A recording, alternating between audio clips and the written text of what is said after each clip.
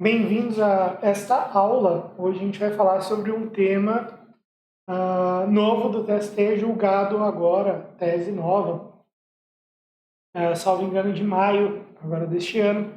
Estou com salvo engano porque todas as teses eu já organizei por temas, um material aqui eu tenho para consulta própria, que também tem disponibilizado para os alunos. Então, quando elas desde maio, né, a TSE tem aprovado essas teses novas, e, salvo engano, essa tese é agora de maio de 2025. Então, como vocês sabem, o TST facilitou ali a formação de precedentes. Agora é possível ao TST criar um precedente sem aquele trâmite completo do IRR que a gente tem no CPC e na CLT. Então, criaram uma modalidade nova, que a meu ver seria inconstitucional, que é a reafirmação de jurisprudência. Ou seja, se as 8 turmas SDI ou SDI 1 ou 2 ou pleno entendem da mesma forma, eles podem criar o precedente por um procedimento sumaríssimo, vamos dizer assim, de criação de precedente. Esse tema 133 vem nessa toada aí que o TST tem feito. O que acontece? Quando a gente tem... deixa eu deixar, né? Separado aqui o Código Civil, né? O Código Civil. Bom, o que acontece? A gente tem responsabilidade no direito do trabalho. Então, quando a gente fala de relação de emprego, requisitos da relação de emprego, a gente fala de trabalho prestado por pessoa física, né? Isso vai cair, pode ser que caia daqui um futuro aí próximo, né? Trabalho prestado por pessoa física, com pessoalidade, não eventualidade, subordinação e onerosidade. Eu tenho um mnemônico para isso, ele é tão feio que não dá para eu falar aqui qual é o mnemônico. Então, pessoa física, pessoalidade, não eventualidade, subordinação e onerosidade. A gente vai entrar em todos os requisitos ou elementos da relação de emprego. O principal para nós hoje é a pessoalidade. Pessoalidade é um elemento da relação de emprego que é visto apenas do ponto de vista do empregado e não do empregador. Em relação ao empregador, a CLT utiliza a expressão empresa, né? Empregador é a empresa que admite, assalaria e dirige a prestação pessoal de serviço. Se não me engano, é isso que fala o artigo 3º da CLT. Beleza. Então, quando fala empresa, aí falam assim, pô, mas a CLT errou, né? Porque empresa é atividade. Quem seria o empregador seria o empresário, né? Aquela parte lá do 966 e seguintes do Código Civil, quando vai identificar o que é empresário e o que é empresa, agora no direito da empresa. Então, pô, tem essa crítica, né? Pô, a CLT foi imprecisa, ela errou, né? E, na verdade, ela não errou. Foi uma imprecisão técnica, vamos dizer assim, proposital, muito por conta de que a gente tem teorias contratualistas e acontratualistas. Dentre as teorias contratualistas, a gente tem uma ideia muito corporativista, então, da teoria institucionalista, né? E aí confundir instituição com empresa, mais ou menos essa ideia, o que também acontece, o que gerou essa ideia de criar uma expressão meio neutra ali, ou seja, não é empregador, não é empresário, não é pessoa jurídica, mas sim a empresa, para não falar que seria a instituição, entende? Então é mais ou menos essa ideia.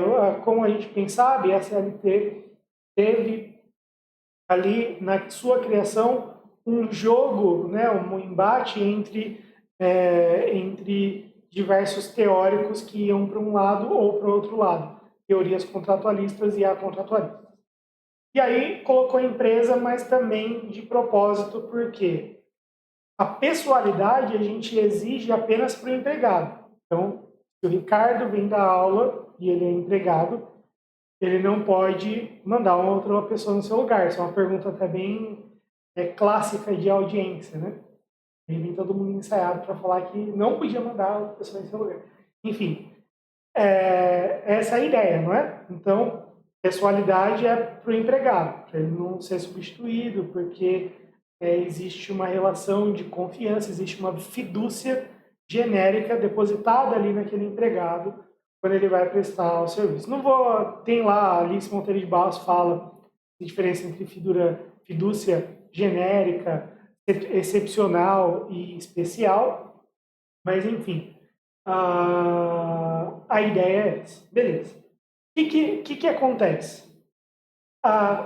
Quando a CLT fala empresa, ela despersonaliza a figura do empregador. E isso tem um efeito, só tem efeitos positivos no direito do trabalho. Por exemplo, a gente facilita a sucessão de empregadores, artigo 10 e 448 e 448-A da CLT, no sentido de que pouco importa quem está ali no polo do empregador. O que importa é que a gente não pode admitir que o empregado tenha lesão aos seus direitos se mudar o polo do empregador. Então, tem uma empresa hoje, vem uma próxima empresa, pouco importa se é pessoa jurídica 1 ou pessoa jurídica 2. Alguém vai ter que responder, né? E aí, para nós, nesse exemplo, seria o sucessor que responde, certo? Esse é o caso de fraude e tal. A gente não está falando de fraude, tá? Falando isso. Falando dos institutos em geral. Essa ideia de despersonalização do empregador, ela contamina também outros institutos que visam criar ferramentas para aumentar a liquidez do crédito do trabalhador. Vou explicar isso. Então, vamos lá. Despersonalização do empregador não serve só para sucessão, serve para outros institutos. Porque se fala em um princípio da despersonalização. Se é princípio, quer dizer que o princípio não se aplica apenas a uma parte, senão não é princípio, seria uma regra. Princípio é algo que dá uma base de sustentação para todo o ramo do direito. Então, se é princípio, então vale para grupo, vale para sucessão e vale também para hipóteses de corresponsabilização. A ideia da despersonalização é trazer mais pessoas para responder pelo crédito do trabalhador. Ou seja, a gente consegue trazer mais gente, assim, se a pessoa jurídica 1 não tem bens, não tem grana para pagar, a pessoa jurídica 2, chamada a responder ali pelo princípio da despersonalização do empregador, vai poder pagar. Entende? Então, essa é a ideia. Ok, então, hipóteses de corresponsabilização, a gente está falando, eu estou falando tudo difícil para depois destrinchar. Hipóteses de corresponsabilização é mais ou menos a seguinte ideia. Em que eu não tenho apenas um responsável, eu trago outras pessoas que, apesar de não ser empregador direto, vão responder ali. Tá? A reforma trabalhista, ela melhorou e piorou alguns institutos. Exemplo, grupo econômico. No grupo econômico, houve uma certa melhora, melhorou um pouquinho aqui, mas piorou um pouquinho ali. A piora que a reforma trabalhista trouxe foi exigir a comprovação de atuação conjunta, comunhão de interesses e interesse integrado entre as empresas. Precisa demonstrar isso no processo, senão não tem grupo econômico. Mas, no geral, aumentou a interpretação sobre a responsabilidade do grupo econômico. Enfim, beleza. Isso serve também para a hipótese de responsabilidade subsidiária. Tá? Às vezes a gente tem relações mais complexas, não só uma terceirização simples, mas a gente pode ter quarteirização, terceirização em cadeia. E no fim das contas, quando a gente estiver diante de hipóteses mais complexas, o princípio ele serve como um tempero final ali para a gente poder trazer mais pessoas para a responsabilidade. Então, quarteirização é uma empresa que distribui para outras empresas o trabalho, e terceirização em cadeia é uma empresa que subcontrata outra, que subcontrata outra, e lá na ponta vai estar o trabalhador. Ou seja, o trabalhador tem um vínculo muito distante com o tomador que está aqui do outro lado, porque tem outras empresas no caminho. Terceirização em cadeia seria essa hipótese de a gente poder trazer todas as empresas que compõem a cadeia de terceirização até chegar ao tomador, então vem todo mundo.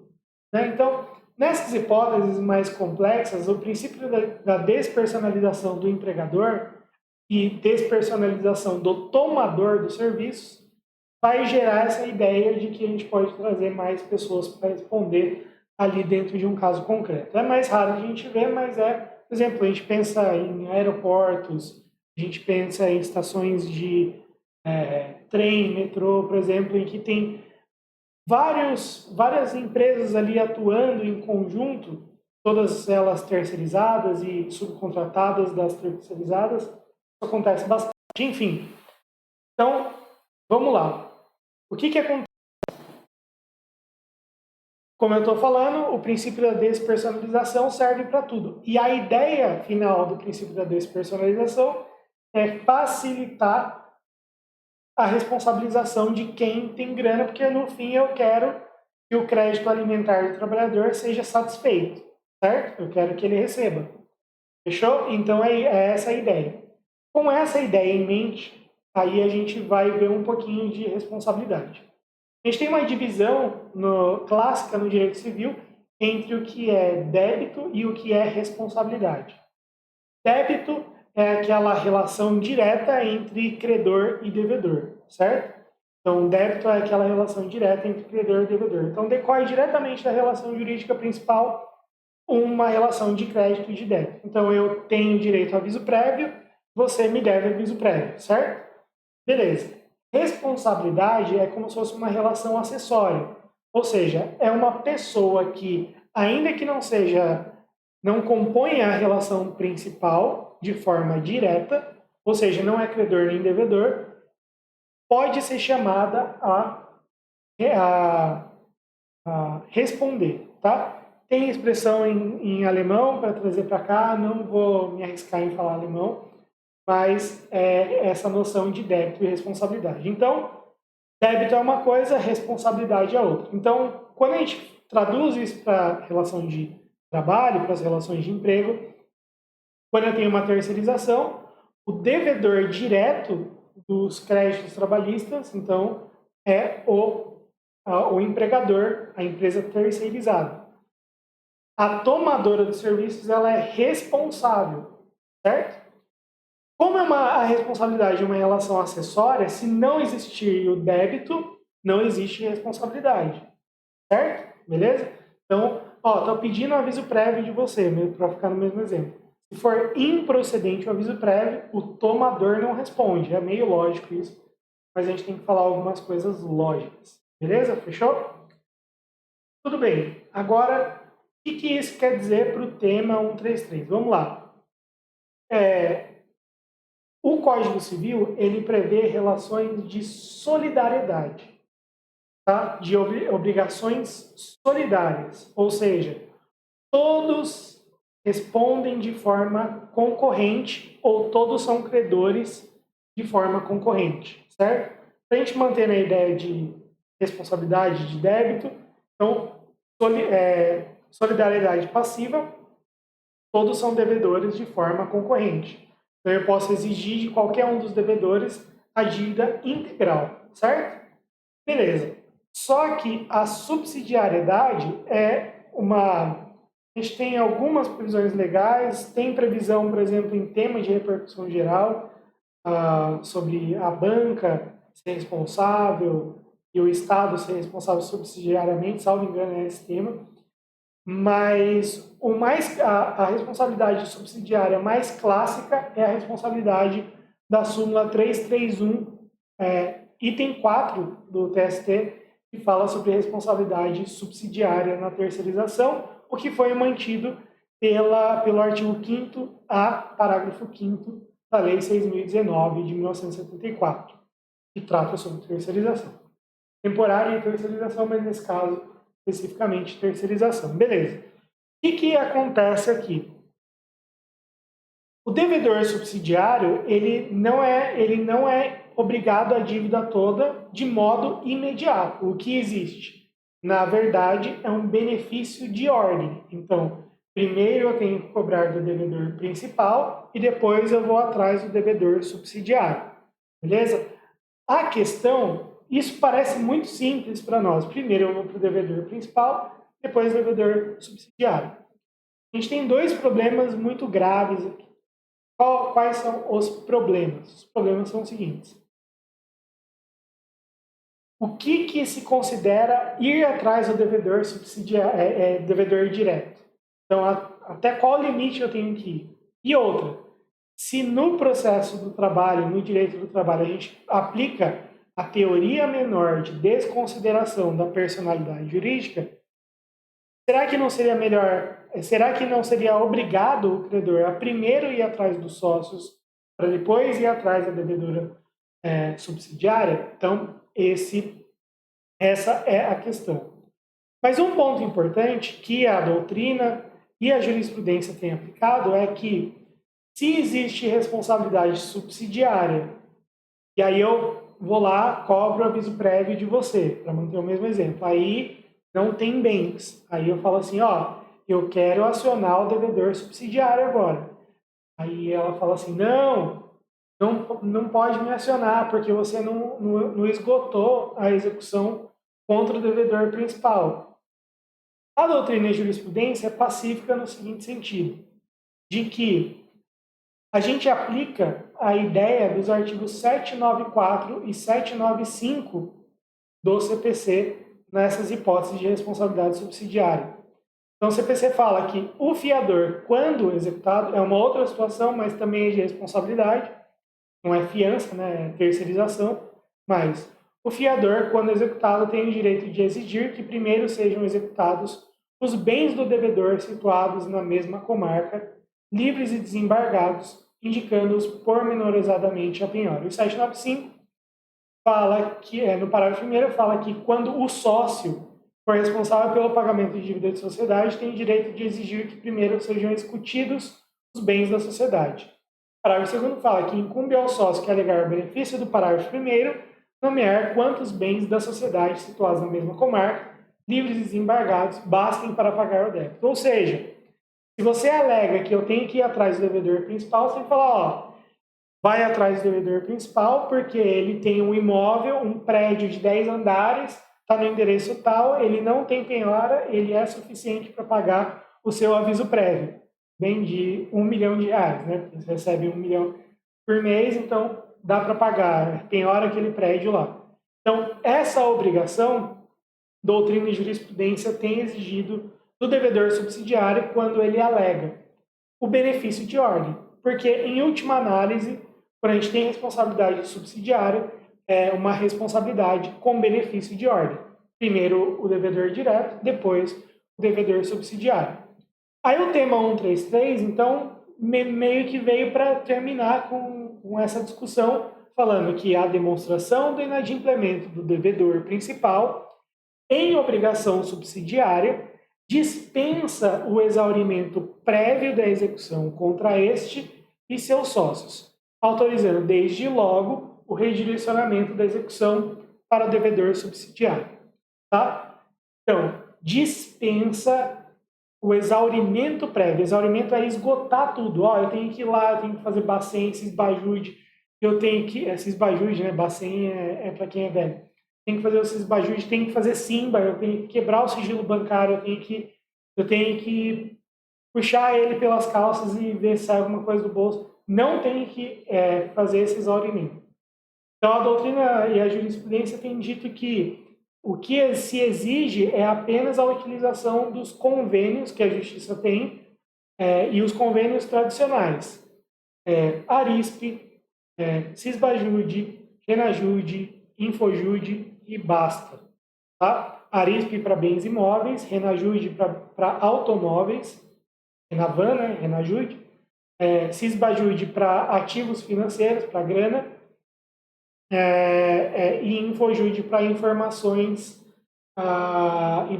do imposto de renda, para ver se às vezes na declaração de imposto de renda tem algum bem aqui ou lá que não entre nos outros convênios.